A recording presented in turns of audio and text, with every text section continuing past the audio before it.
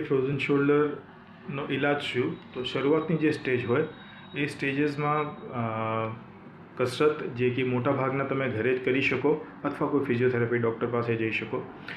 એનાથી અને અમુક દવાઓથી થોડીક રાહત થઈ શકે. પણ શરૂઆતના કેસીસમાં એક હાઇડ્રોડિસ્ટેન્શન કરીને પ્રોસિજર છે,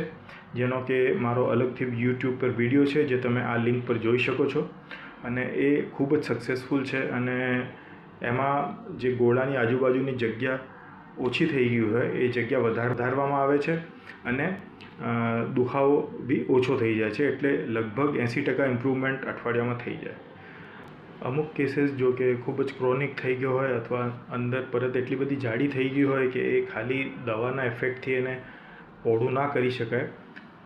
તો એવા કેસીસમાં પછી દૂરબીન, જેને કે આર્થ્રોસ્કોપિક ઓપરેશન કહેવાય, એમાં નાના કાણા પાડીને લેઝરની મશીનથી અંદર એ કેપ્સ્યુલને કટ કરી અને મૂવમેન્ટ્સ પાછી રિસ્ટોર કરી શકાય છે. તો